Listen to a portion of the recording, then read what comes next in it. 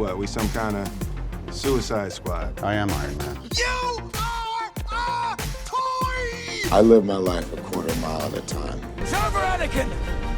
I have the high ground! I'm gonna steal the Declaration of Independence. I'm simply saying that life, finds a way.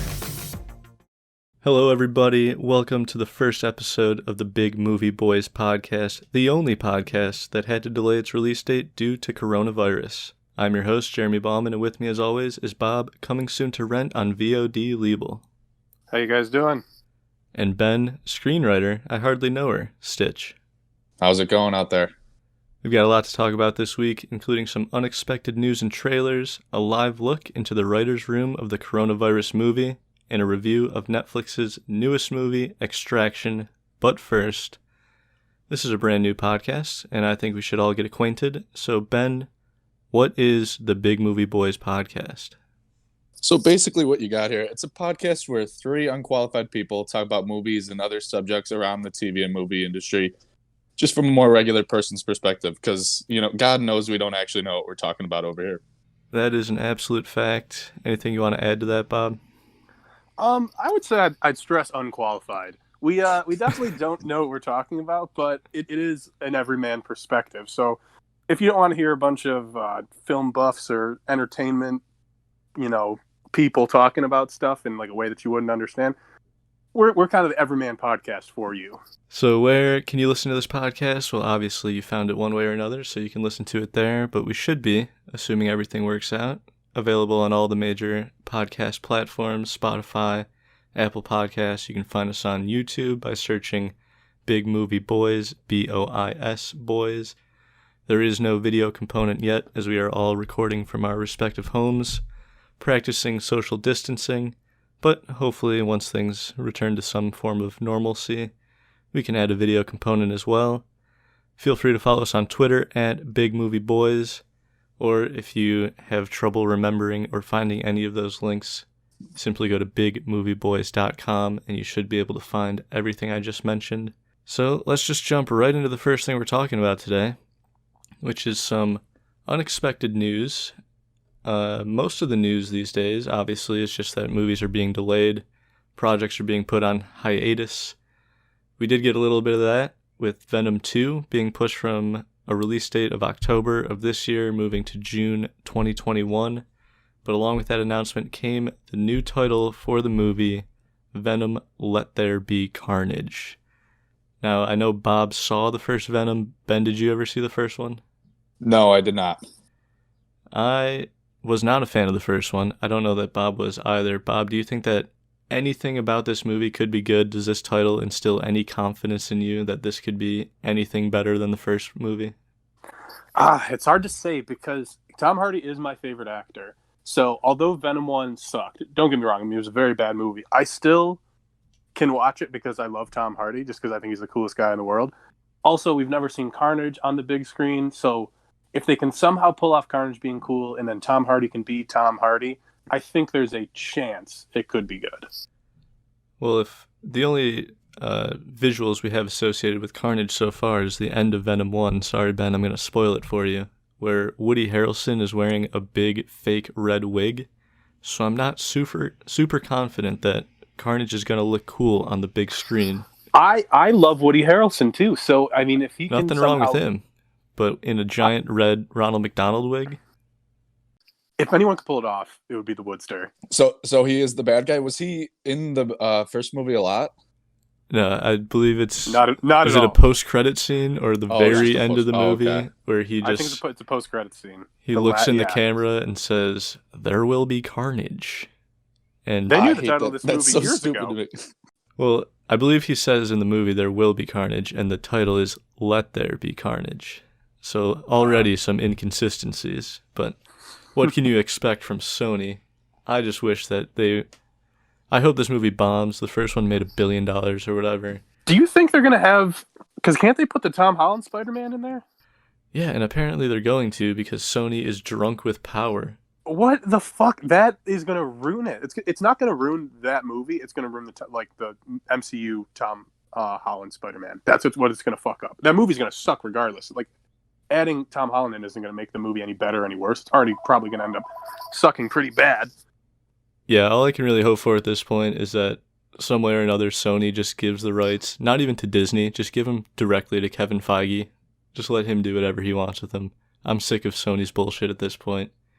But yeah, needless to say, this title does not instill any confidence in me that this movie is going to be any good. So from my end, it doesn't sound like either of you guys will be attending. If movie theaters probably won't be open, but I'm guessing you won't be seeing this in 2021. Not unless the Big Movie Boys podcast survives until June 2021 and we're doing it for this. Otherwise, no, I would not like to support this movie. I usually only see superhero movies when Jeremy buys tickets for opening night and he buys 2. So unless he's buying the tickets, probably not going to see it.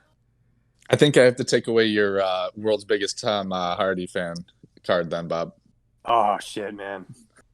Well, speaking of movies that we won't be seeing in theaters, the newest movie making its debut not on the silver screen but in your home is Scoob, going straight to video on demand. It seems to be following the industry standard of a $20 48-hour rental. It's coming out May 15th. Not a movie I was probably going to see in theaters. Not a movie I'm probably going to spend $20 to see in my house. But one that at least caught my attention with the trailer. I don't know if you guys had any interest in this in one way or another. No, Jerry, yeah, you told us about it, and we briefly talked about it. But I won't spend $20 on any movie, I think, let alone like this type of movie. And when you're spending $20, I feel like they should just let you own it at that point. Like, just let you download it and have it, because that's a lot of money. I feel like it's perfect for like a family, like when they have kids. That's probably the perfect movie to watch right now during the quarantine. But other than that, I don't see like flocks of people going to just spend $20 to have this right now. To be fair, I think for $25 you can purchase a digital version of it. Oh, okay. See that? Yeah, why makes would you more not sense just to me spend then. the extra $5? Like if you're spending that much money just to have a movie for 48 hours, like what's the point? Just wait for just buy it on DVD and you can watch it forever. Yeah, I mean, that would be my mentality. Luckily, I'm not in a position where I'm quarantined with 2 or more children that I have to keep entertained every day. So, I mean, in that situation, I could see spending $20 to shut my kids up for 2 hours might be worth it. But again, this wasn't really a movie I was super interested in as far as going to see it in a theater. If it comes out on Netflix at some point in the future, I'll probably put it on. But until then, I don't think I'll be spending $20 on it. That's probably the main audience, I would assume, just parents and kids, because no one else is, yeah. Well, the final bit of news is HBO Max has a release date of May 27th. That announcement came with a few more announcements as far as the content that'll be available to stream. A couple trailers, one of them for the new Looney Tunes cartoon show that's coming exclusively to HBO Max. I don't think we'll spend too much time on this topic. We'll probably come back to it in a month or so when we're closer to the launch date. But Ben, was there anything about HBO Max that had you interested? No, you brought it up recently, but just the only thing that makes me more intrigued is if like Warner Brothers, like all those movies are on there. That's when I'd be more interested. Right now, it's just I already have HBO and like the HBO Go, HBO Now. Like you get all the shows that they're producing already. But if you bring in like all the movies, then that makes it more intriguing. And if you like kind of morph them together, otherwise I don't want another HBO. That's more money that I am not going to be spending right now. Yeah, dude, I have HBO through Prime Video, and like I have everything I need to see on there. So when this comes out, unless they take like that away, there's no reason I would get it. The only thing I really watch on HBO is The Sopranos anyway. So when this streaming service comes out, I might end up getting it and then just rewatch The Sopranos. Yeah, I think the idea moving forward, obviously not right away, is that HBO Max is going to kind of consolidate all their other streaming platforms. HBO Go, HBO Now will eventually fade away.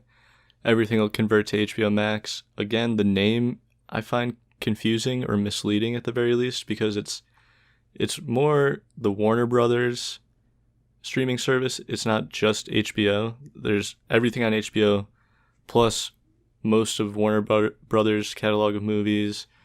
Bunch of different TV shows that they got the rights for. Friends was one that they pulled off Netflix recently. They got the rights back to that.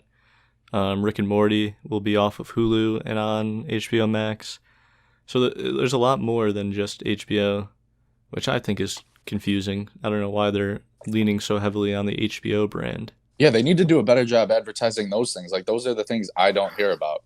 That's what would keep them afloat too. Friends and Rick and Morty, stuff like that. I feel like people would, that'll get people to come from Netflix. if it's exclusively on HBO, then I feel like people would actually convert over.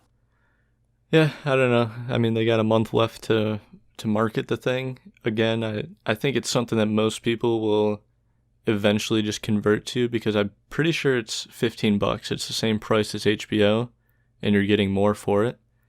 So I think once people understand that, then more and more will convert from whatever version of HBO they have now into HBO Max. So it's not them trying to make you spend $15 on two different things. It's them just morphing it into one. That's my understanding of it, yeah. I think it's something that I don't know that most people are excited for, but most people will probably end up getting. That's just my prediction. And like I said, we got a month to find out. We'll see what it looks like on the launch day, what people are thinking about it. But we got a little time before all that happens.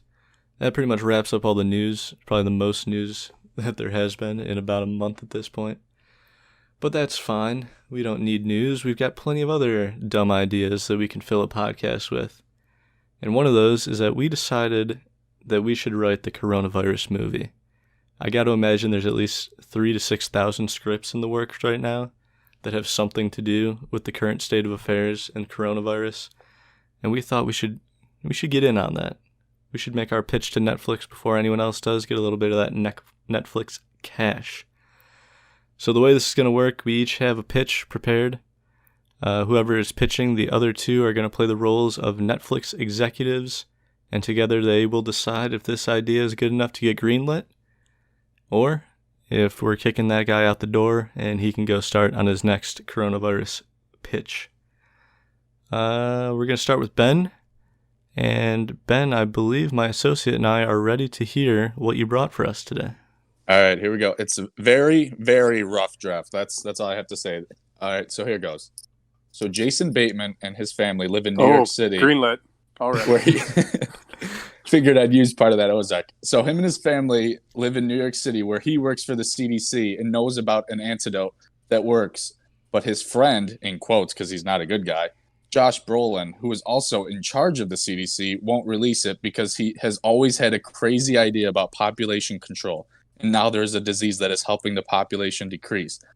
At first, we don't know this about him, and Brolin's character is just acting as if he doesn't believe the antidote will work. Bateman sneaks out the antidote, where he has to give this antidote to his wife, who's played by Charlize Theron, who has become very ill from the virus and is near death. Afterwards, Bateman realizes that Brolin has been trying to stop the antidote from being produced worldwide and goes to turn him in, but Brolin stops him before he can do that. There's a huge fight scene and Bateman ends up killing Brolin. Yes, I know what you're thinking. Why is Brolin in charge of the CDC if he has a wild agenda about letting millions of people die? My answer for you is that it doesn't matter because we have a president telling us to inject disinfectants into our bodies, so really is that so unbelievable? That's my pitch. God damn, that was amazing. There you go. Wow. I feel like I just watched the movie. Yes. I just watched the movie. I love it. I love the casting. I take back what I said about Scoob. I would pay $20 to rent that movie. There you go. I love that Josh Brolin is somehow an evil guy in charge of the CDC and has a secret agenda. Love it. Love it. So the only thing I couldn't get was a title. Is there any title you guys could come up with for that? Oh, man. Let's see. A movie where Josh Brolin is obsessed with controlling the population. Could it be Endgame? I'm thinking Infinity War. That just came to my head. That could work. Oh, man. Okay, so I don't know. Is this going to be like an action movie though? Is it going to be like a serious drama? Like, what's the vibe of the movie? Or is it going to be an action comedy? Because I would like that. You know, I thought action comedy at first because I like Jason Bateman a lot in like Arrested Development where he's hysterical, but he's so popular in Ozark where he plays this dramatic character. I think it's more like dramatic thriller. Okay. You have that big fight scene. I don't know how Jason Bateman would be able to kill Josh Brolin. Let me add something. Can the fight scene be on top of the Empire State Building? Oh, absolutely. Okay. Yeah. Brolin's basically What's that giant monkey's name? King Kong? King Kong. King Yeah. Kong, thank you. What, do you mean the only giant monkey? What other giant it escaped me. monkeys do you know? I'm sure there's one in Rampage with Dwayne "The Rock" Johnson. Yeah, it's King Kong, I'm pretty sure. Okay, then never mind. Here's my only thing, though, is that if you have Jason Bateman, big fan, love the idea, there's got to be a comedic element, because, I mean, I haven't seen Ozark personally. He was in The Outsider, and that's a dramatic role for him. But I love him in his comedic roles, personally. Mm-hmm. What if he, after he kills Josh Brolin, goes, Pepper needs a new pair of shorts? We could probably work that in there. You know, Or he just says something from Dodgeball. Any line in Dodgeball, he needs to also repeat it in this movie for some reason. You know, once we get into the script, we're gonna be real liberal about the actors are gonna be involved heavily in the process. We'll let them put their touches on it. That's for sure. Ah, I love it. So how does he kill him? So I think you established Empire State Building fight to the death. Is he being thrown off? I think that's the only way to do it, right? Because What I don't if- think. Yeah, Jared. If I may interrupt, what if Jason Bateman injects him with Clorox? Oh wow! Right into his heart, like he just has an injector. There you go. Just kills his ass that way.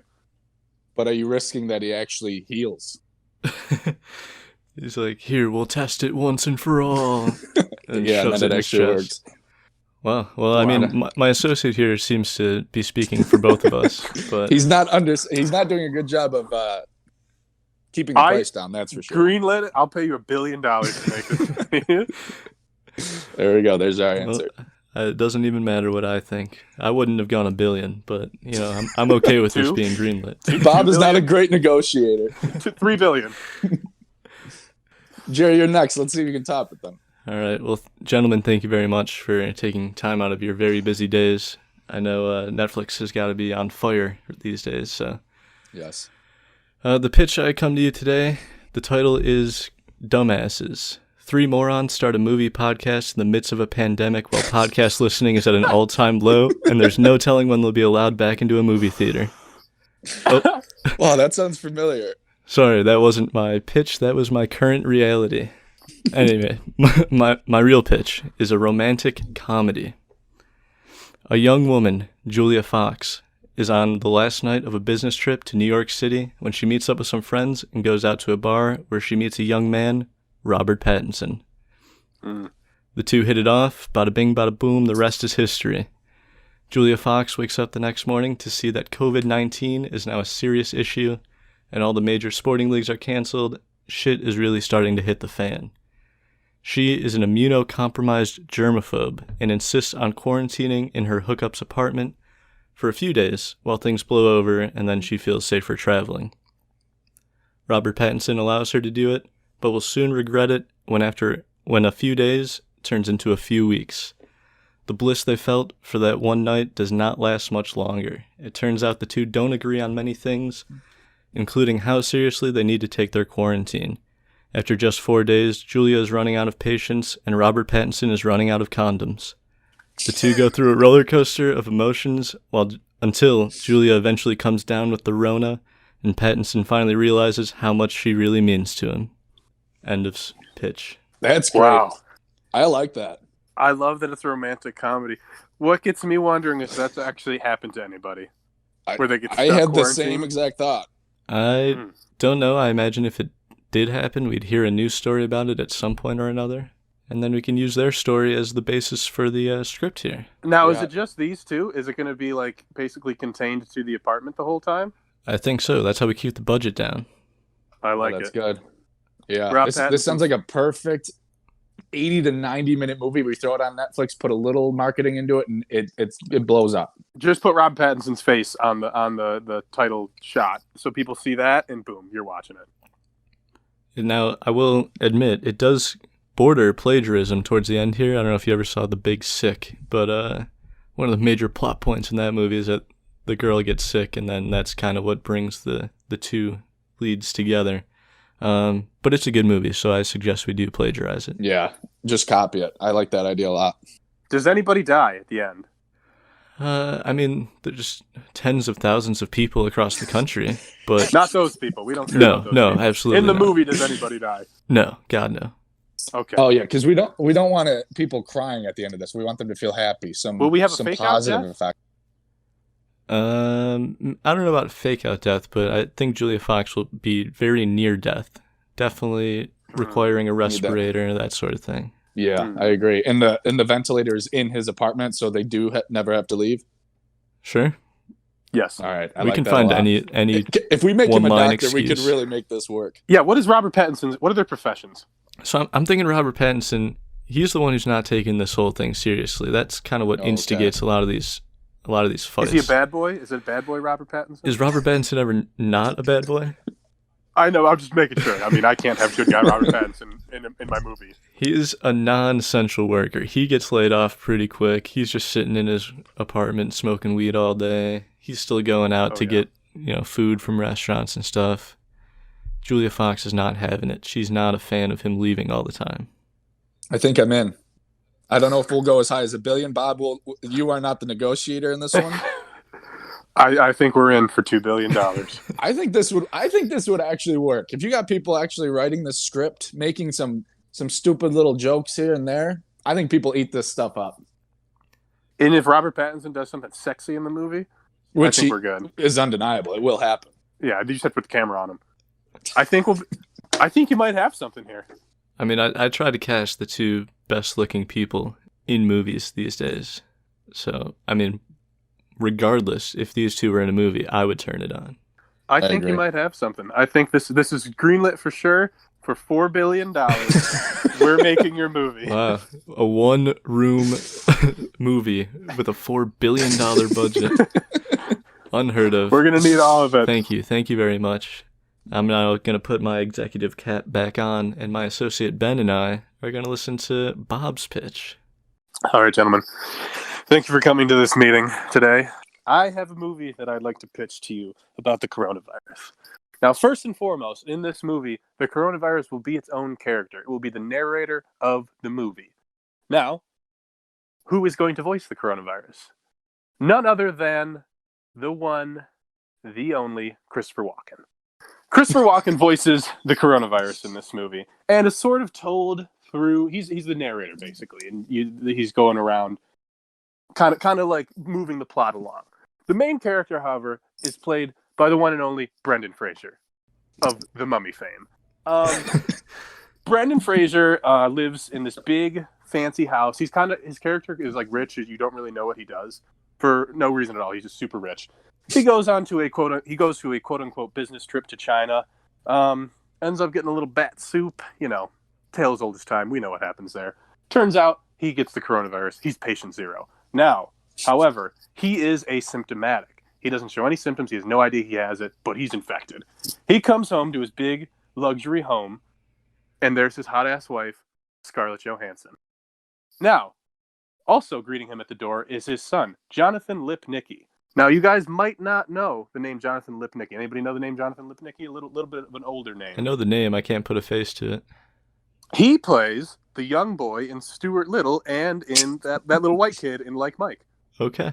Now, obviously, he's a little old now. So what we're going to do is we're going to have to digitally de-age him to his childhood self. So we have a de-aged Jonathan Lipnicki and Scarlett Johansson. What is this casting? It's the best casting ever. So we then come back, and Brendan Fraser's like, "What's up, Scarlett Johansson?" Like, I was just in China, and he just plants a big old wet smacker on her, and then he shakes his son's hand very violently.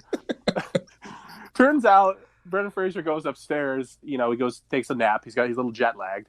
He comes back downstairs the next morning, and Scarlett Johansson is just dead, just sitting there dead.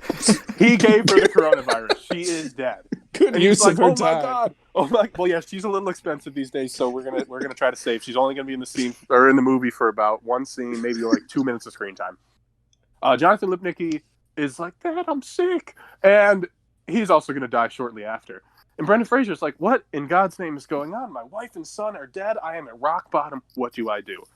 So he turns to his past. Turns out he is the son of a famous politician. His great-great-grandfather was a famous politician, notoriously known for being a very fair politician who cared about the people, wasn't corrupt. Now, this character will be played in flashbacks by Sir Ian McKellen. And Brendan Fraser decides, you know what, I'm at rock bottom. I need to find out what I need to do with my life. I need to find my purpose. So he decides he's going to also become a politician. So he wants to run for governor. Now, he needs a campaign manager. Who does he get? He knows somebody through the grapevine, this hard-ass, badass, best campaign manager ever. He's retired from campaign managing because it took a toll on his body because he's so good at it. And he's the guy that got Donald Trump elected. He can do anything. This character is played by Ricky Gervais. So Brendan Fraser goes to a bar where Ricky Gervais hangs out, and he's like, Ricky, I need your help, bro. I'm running for governor. Is he contaminating all of these people, Bob? Yes, he is contaminating all these people. Yes, he's going around contaminating everybody. Turns out Ricky Gervais is also asymptomatic, so he's got no problem. So the two of them, they don't really know. They both have it. They're giving it to everybody. So Ricky Gervais and Brendan Fraser going around giving coronavirus to everybody. It takes a little bit of convincing, but Ricky Gervais decides he will come out of retirement to help Brendan Fraser because he respects the name of Brendan Fraser's great-great-grandfather, Sir Ian McKellen, and what a fair and just politician he was. So he's doing it as a favor to the memory of Sir Ian McKellen. So, like I said, Ricky Gervais, amazing campaign manager. Brendan Fraser becomes the frontrunner in the race to become governor. Now, he is going around, he's kissing babies, he's shaking hands, he's asymptomatic, he's giving it to everybody. Brendan Fraser is just spreading it to everybody at this point. Now, we've reached a full-blown pandemic, and there is something that I left out of this part of the movie. He is running for governor in the great state of Massachusetts. This movie takes place in Boston. Turns out there is a hard-nosed Boston Massachusetts Department of Health employee, complete badass. He lives and breathes Boston. And he is the one that is going to take down the coronavirus. Now, I'll give you one fucking guess. I know. Who do you think I cast? I know who it is. Just tell me, Bob. Who is it? It's the one and only motherfucking Mark Wahlberg. Mark Wahlberg is here to stop coronavirus. And he knows. He figured out that Brendan Fraser is patient zero and Mark Wahlberg needs to put an end to coronavirus. So, basically, a lot of Mark Wahlbergisms ensue. And Mark Wahlberg takes down the coronavirus and kills Brendan Fraser and Ricky Gervais. And the movie ends. Oh, wait, I forgot one part. There is going to be a scene. Chris Tucker and Jackie Chan are going to be in the movie too. I don't know what they're going to do, but they're going to be in there somehow. So, well, yeah. My first question was going to be, so Brendan Fraser's the bad guy. So that's obvious now. He doesn't get played as the bad guy. You realize he's a bad guy later when Mark Wahlberg tells you, "God damn it, this guy's a bad guy," or he says something like that. How long is Brendan Fraser contagious and asymptomatic? If he's sounds like 6 weeks. It sounds like it's 8 months. It's never disclosed. We're gonna play it like it's the entire movie. He's always contagious. Wow, and 6 months in, he's still campaigning out there, huh? Kissing babies. That's still a thing. There's a lot of scenes where he's just smacking lips with people and shaking hands very aggressively. Yeah.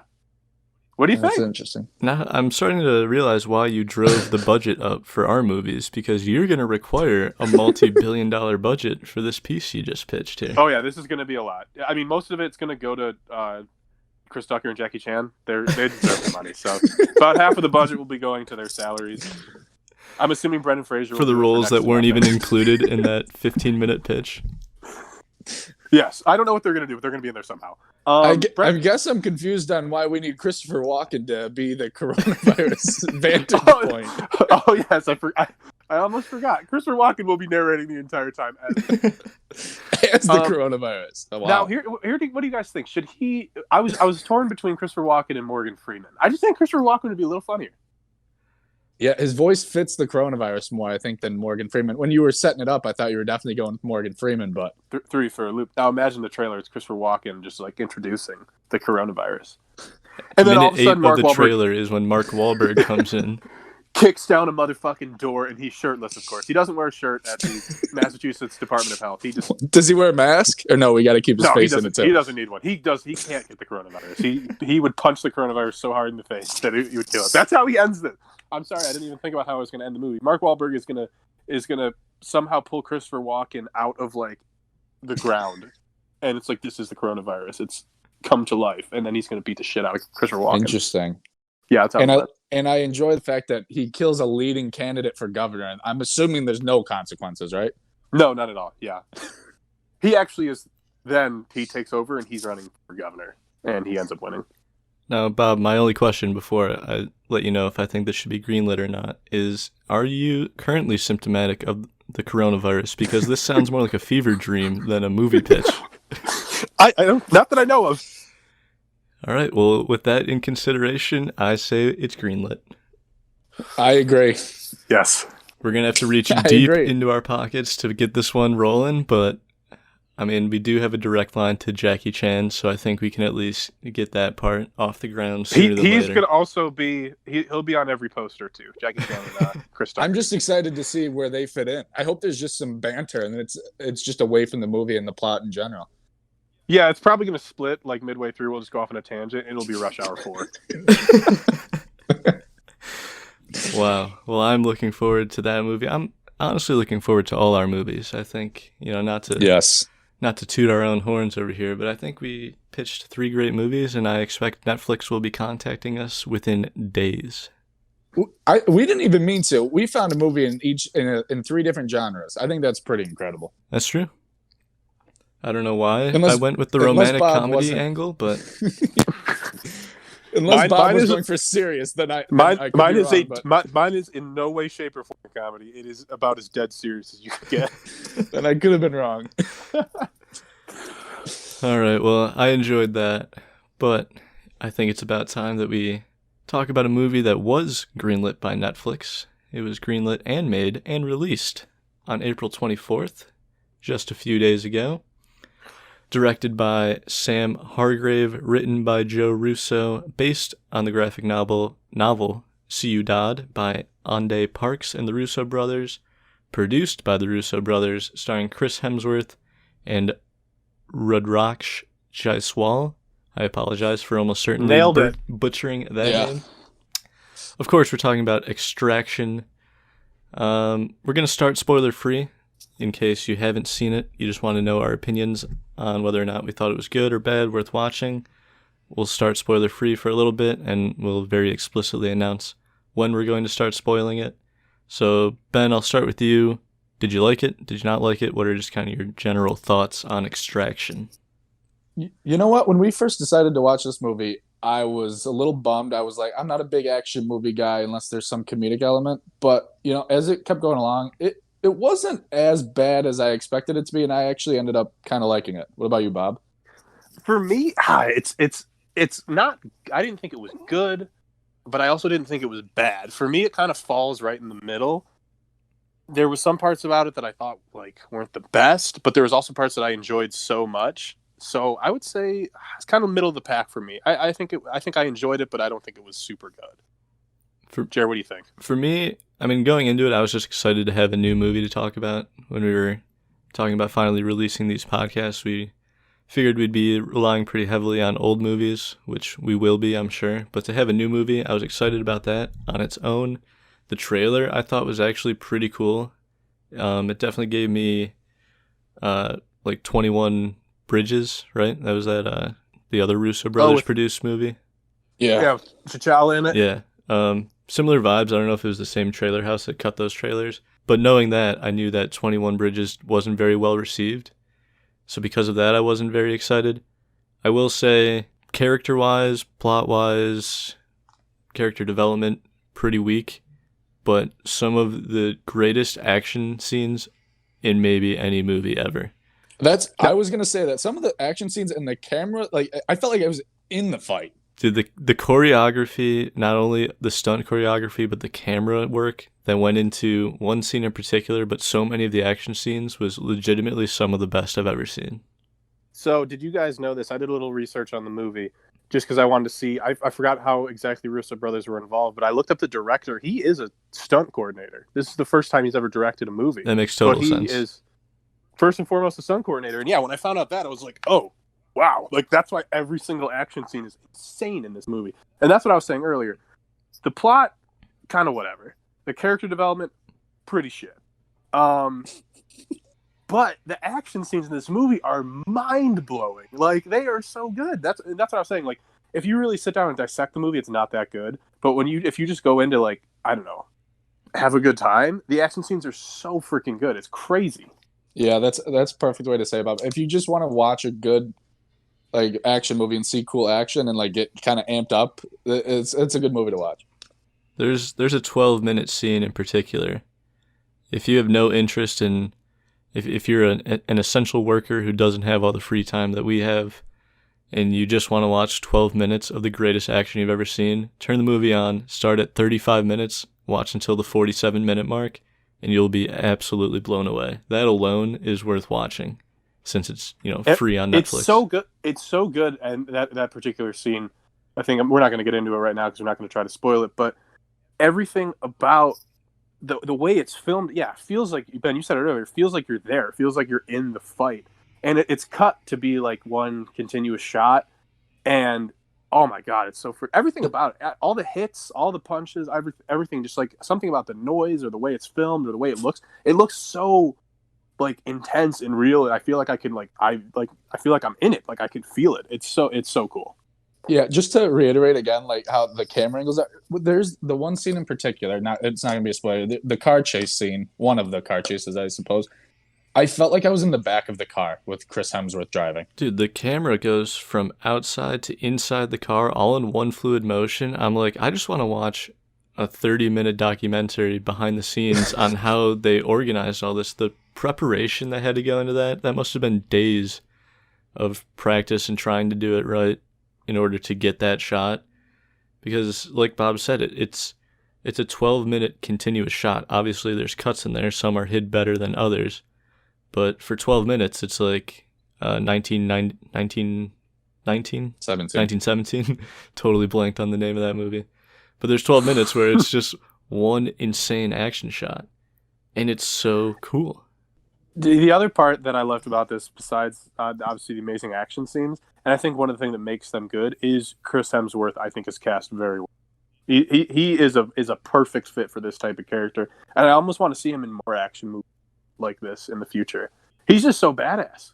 Like, it just makes you think like, wow, that guy's cool as shit. And it's not like corny badass like an Arnold Schwarzenegger movie or something. It's just like truly badass. You're like, wow, Chris Hemsworth is the fucking dude. Yeah, he there's a few moments where I think the director might have forgot this wasn't a Thor movie where he has like superhuman strength. But for most of the time it's, I think, fairly grounded, as grounded as any of these high budget action movies can be. One thing I'll say though is that his name being Tyler Rake is such a lame name for this kind of character. Like, this guy is Thor. How are you gonna tell me that Thor is now Tyler Rake? I love how he used a rake at one point to help him kill someone. That was incredible. I'm surprised it didn't have some cheesy, like, say my name, and then he kills a dude with a rake. Dude, this movie is very violent, though. That was the other thing I wanted to bring up before we get into spoilers, is I don't remember another movie since Hunger Games that is so cool with violence against children. Yeah. Yeah. It was graphic. I mean, the whole movie is pretty graphically violent. Like, there's a lot of fist fights, knife fights, gunshots, and they feel pretty visceral. Dude, the gunshots are like, I don't know, something about like the way the blood spatters and the noise, and like, dude, holy crap. I watched this movie on my phone. God damn it, Bob. and I could feel it. Like, I could only imagine what it would be like if I watched it on a television, but wow, but even in the phone, I felt every single hit, every single gunshot. It was crazy. Yeah, I think obviously the movie's strengths, definitely the action. It's more like the technical features of it. I think there's a lot more care and effort that went into the planning of the scenes, the choreography, the camera work, than went into the script, which I don't like saying because it was written by Joe Russo, who obviously I'm a fan of based on his previous work. He may be a better director than a writer, though. Yeah, dude, the script, I'm still not fully, I don't think I even understood what was going on. I don't really understand the motive for a lot of this stuff. I don't know. Like, Why are you can? This isn't a spoiler yet. Why you can tell from the trailer that they kind of like become friends. The boy that he is extracting. Why are they supposed to be like? Why do they care about each other? Why are they supposed to be like friends? Why is he trying to save him? Why is at any point are we like Tyler Rake is like a good guy and he's not gonna like leave and let this kid die even though he totally should? Like, I don't know. It just feels like very like surface level, and they should have like dove into that a little more. Yeah, I feel like to really answer that, we'd probably have to start spoiling. But I think it just became like a principle thing for Chris Hemsworth, right? He had to get the job done. That's what I got out of it. Yeah, I think it's whatever excuse they give is pretty hand-fisted. There's not a lot to it. They have like only a couple, I don't know, character building moments, and in those moments there isn't a whole lot of character building going on. But I don't know. Clearly, there's a priority when you make a movie, and script and character development was number 14 and 15, I think. But yeah, let's start getting into spoilers a little bit. Is there anything else spoiler free would you recommend people watch this movie, Bob?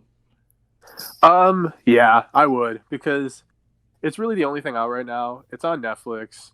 If you're gonna go into it expecting like a really good story, then this isn't the movie for you. But if you want to go and just watch like a badass action movie, this is a pretty good one, I would say.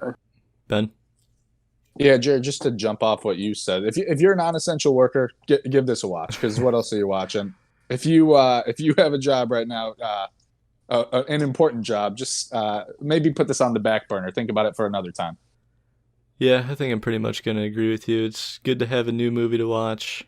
The action is incredible, and there's a lot of it. So, I mean, I was entertained. I liked it more than I thought I would, mostly for the technical side of it. My only thing would be, if you're not a fan of the color orange, don't watch it, because this is the orangest movie I've ever seen in my entire life.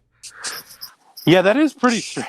They moved those think of that, but saturation you're right. sliders all the way to the right, dude, and everything is orange. Is that what Bangladesh looks like? Like, I'm confused. Dude, Why was it nothing that looks like color? that. Everything is orange. The people, the buildings, the ground, everything is orange in this movie. But barring an orangeophobia, I think it's worth watching. So with that in mind, if you do want to go watch it without us spoiling it, now's the time to pause the podcast. We'll be right here for you in an hour and 56 minutes when you're all done. And in the meantime, we'll move into a fully open discussion. Spoilers will be spilt. So the first thing that I just want to bring up is the very first scene of the movie and how this all opens up. You see Chris Hemsworth walking on a bridge. He's having a bad day, to put it mildly. He's all cut up and bruised and bloody, catches a bullet in the back. He's struggling even more, and then all of a sudden it cuts to 2 days earlier. I'm not a fan of that. I never liked that. What? I liked it. You like that, Bob? It immediately drew me in because I was like, what the fuck is going on? And then I wanted to know, like, how did we get to this point? Which I think is the whole purpose of what they were doing.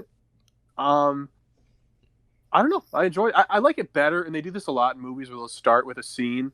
Martin Scorsese does this all the time. They start with like a scene that's kind of like the turning point, and like you did in Wolf of Wall Street, you did it in Goodfellas, where like the movie starts and it's like the midway point of the movie, and like when you get there, it's like really where it takes a spin. I don't like that it was the scene that we started with was the exact like end of the movie, Right. Because I didn't remember that until you just brought it up, that's how the movie started.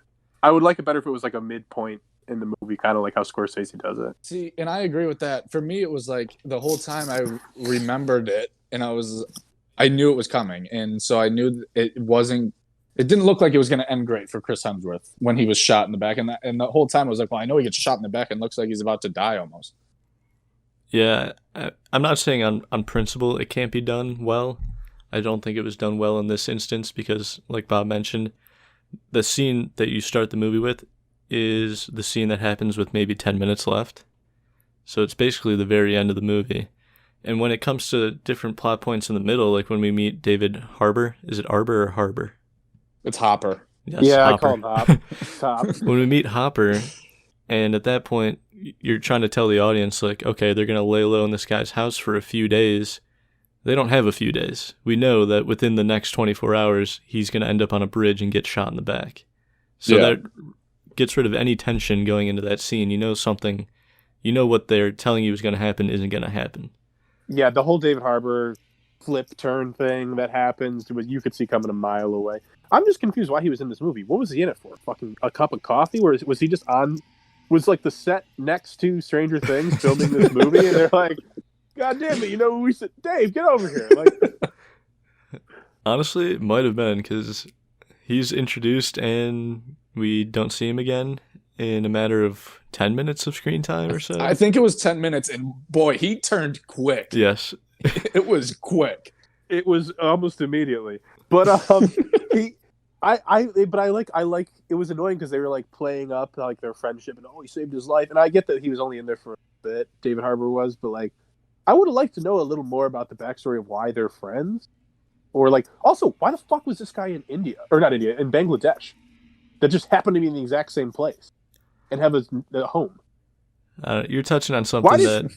There's a lot of points in this movie where just nothing is explained. I mean, let's talk about Chris Hemsworth. Who is he? What is this group he works for that they can just go to foreign countries and just kill everybody? I don't know. At the very beginning, they made it seem as if he doesn't work with these people, or well, he's obviously knows these people.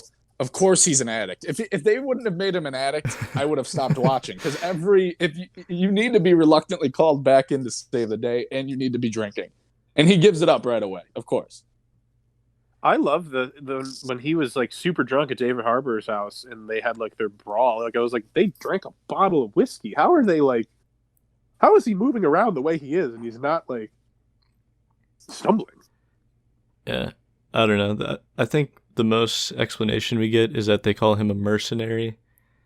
That he just gets called in to go to some other country, and I would like to make a note that his KD was pretty goddamn impressive. I don't know what the body count is in this movie, but he must have put like 400 people down. I was going to say he killed at least hundreds of people. It was insane. I mean, the very first building he walks in, he kills like 40 people right there. And I don't think he takes 3 consecutive steps in this movie without ending someone's life. Dude, he's going to have some hardcore PTSD. Or will he? It's well, yeah. If we want to talk about that, we'll get there eventually. Okay. We'll get there eventually, but god damn, dude, Chris Hemsworth is such a badass in this movie. Okay, here's my question: what do you think his best kill was? Ooh. Well, for me, it's the rake one. I was thinking the rake one too. The rake is definitely high up there, honestly. So we talked about the one cut or the one shot scene. We can talk about it a little more detail, but when it goes from the car chase to them running around that like apartment complex, whatever you would call it, and there's a couple instances where he's like close combat fighting 3 guys at once, and he just like pushes one arm out of the way, grabs a gun, shoots another guy in the face 2 times, and he's like basically punching and shooting 3 guys at the same time. That happens multiple times in this movie, and it's badass every time. Dude, I'm just gonna say something before we talk about that. Bangladesh is like super fine with people just like walking into your house. Oh like, yeah. How many times in this movie are they just like running through somebody's apartment and just fucking murdering people? Like nobody even yells or screams. No one's like, "Hey, what? I'm watching something." Does that happen all the time there? Like, it was so weird. But yeah, dude, he is so badass in this movie. Just, I don't know, man. It's absolutely insane. And I feel like it's not too unrealistic. He's just like this crazy. I mean, there's a few scenes. I think the one where he picks up a human body and throws it at another person. That's where they thought they were shooting the next Thor movie and forgot that this was actually a Tyler Rake movie.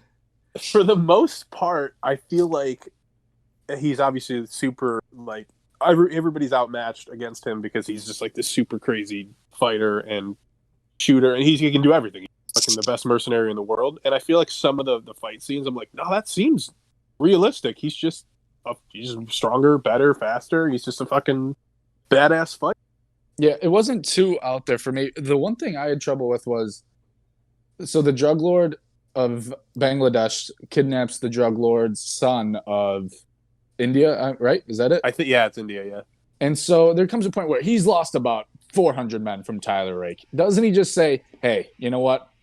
Let's let him get away with this one. We'll regroup. We'll kidnap him again, and we'll figure out a better plan. Yeah, I mean, I'm not sure anyone, including the screenwriters, put too much thought into any of the plans that any of these people put forward. The plot is definitely the weakest part. It's confusing at parts. It's pretty convoluted. I mean, I don't know. I genuinely haven't put too much thought into it because I was just okay with the plot being a device that gets you from one action scene to another. I honestly, I think that's the only service that it does for this movie. We talked about the relationship between Chris Hemsworth and Ovi Jr. Didn't even know his name. Yeah. Well, I had subtitles on, which is probably the only reason I... That's how I know, and that's how I know Saju. Saju, yes, is... I don't know, his uncle? I don't even know what the relationship is there. His uncle who's being threatened by death if he doesn't do what Chris Hemsworth is already doing. His uncle, who is also the second biggest badass in the world. Yeah. Behind number one, Chris Hemsworth. You know, they didn't give him a proper send-off. They just shot him right in the head. That guy was fucking sick, dude. Like, yeah, I hated that he was just killed off. Like, they could have made him sacrifice himself or something more in a better way to save OV. But he was just sitting down and got shot in the head. I think he took 4 to 6 bullets in the chest prior to that as well. I don't think he was doing too well at that point. But yeah, I mean, we mentioned it earlier, but the relationship between Chris Hemsworth and Ovi is pretty, I don't know, forced. We find out that Chris Hemsworth had a son who died at 6 years old, and now apparently and I should also mention he wasn't there when his kid died. So I think that's all the motivation you get as to why he wants to be present and save Ovi as redemption for not being able to save his own kid. Which makes no sense. Yeah, he left his sick son to go back to Afghanistan, let his kid die without his father there, and then he's like, you know what? I need to save Obi because this is my son. I mean, yeah, it doesn't make any sense. I think that's what they're trying to tell you. Ovi's weak as shit too. I just don't get it. I feel like there needs to be way more explanation into this kid. What's that weird thing he does with his hands? He plays piano or something when he's nervous. Plays pianos when he's nervous, dude. What do you need to understand? I'm like, okay, what? Is this your only character trait? I don't know anything about this kid. I can't think of something any more opposite of Tyler Rake than getting nervous and playing an invisible piano. I was surprised he didn't kill him there. I want to know more about the underage nightclub he went to in the beginning of the movie. Right? What was that? How was he able to sneak out of that house with his uncle, who's the fucking Terminator? How could he sneak out of that house without his uncle knowing? Yeah, and then when his friend got shot in the head, I was, oh shit, here we go. Dude, that's what I'm saying. Starting. So I mentioned the violence against kids. A kid gets shot in the freaking head. Another one gets launched off the roof of a building. That one was tough. I was like, wait, did he just throw that kid off the... Oh my God, that was intense. Can we talk about that goon, the guy that did it, as possibly the ugliest person in the world?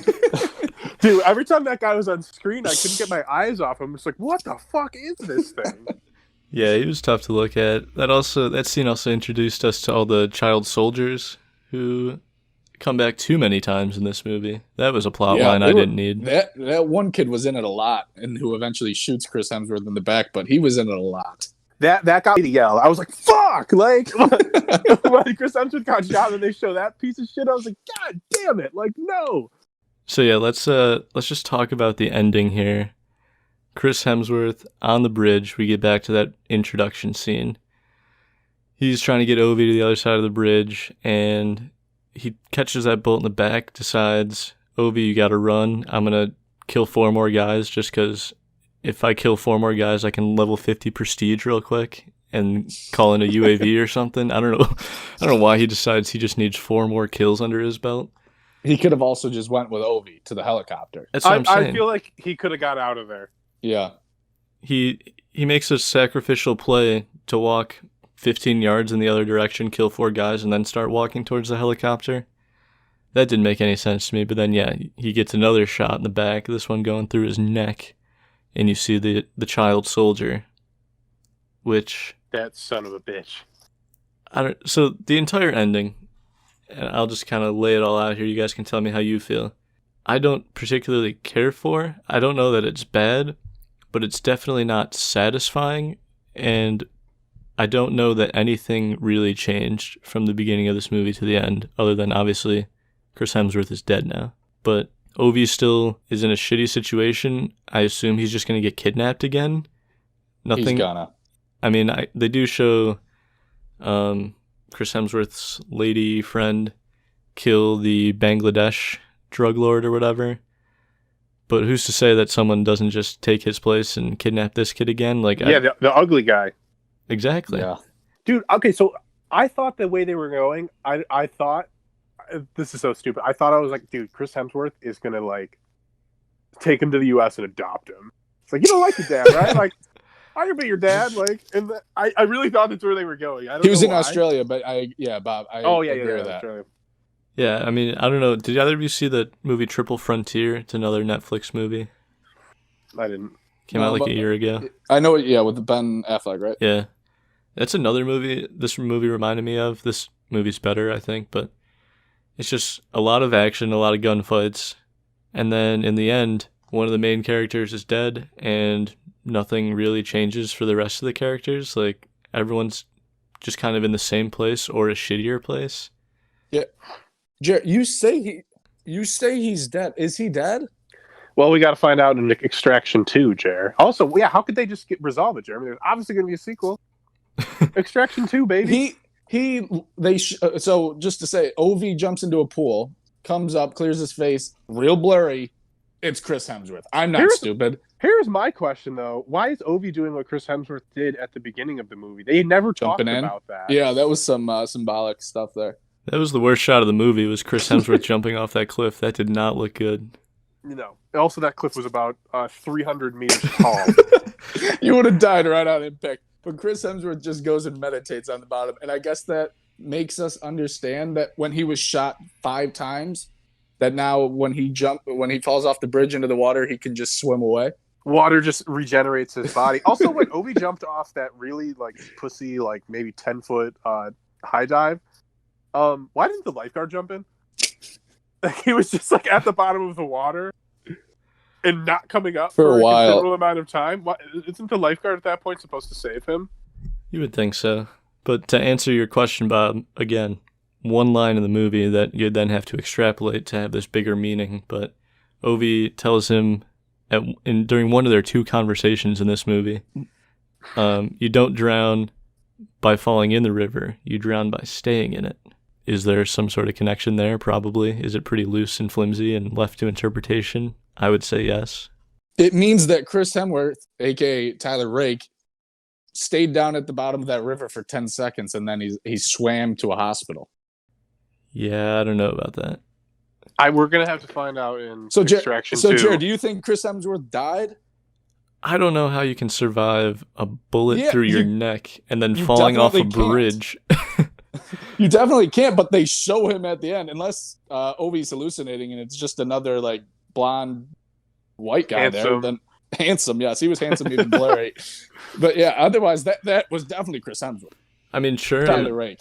That's definitely what they imply. I got the impression it was more of kind of like the foggy flashback memory thing that Chris Hemsworth was experiencing with his son throughout the movie, and that this is Ovi's version of it, where he's experienced some foggy memory of Chris Hemsworth. I don't know. Well, I could see Ovi having extreme PTSD from this. He witnessed 400 people get murdered in front of his eyes, and he killed a man. Explanation. Oh yeah, that's a good point. He did kill someone too. He's pretty cool with murder and death, and I think Chris Hemsworth. To come back to that, we're the only way we're gonna find out if he is in Extraction 2: Battle for Bangladesh. Starring Mark Wahlberg. Starring the one and only Mark Wahlberg. Where he stops the drug trade altogether. Well, I look forward to Extraction 2 starring Mark Wahlberg. Can you imagine if they made a movie with Mark Wahlberg and Chris Hemsworth? That would be incredible. Oh my God, take my money now. While we wait for that movie to be made patiently, I would like to thank anyone who made it this far into the podcast for listening, trying out a brand new podcast. We appreciate it. If you liked it, give it a positive review on whatever podcast app you're using. Maybe tell a friend if you think this would be their cup of tea. Thank you for listening again, and remember, there will be carnage. See you next time.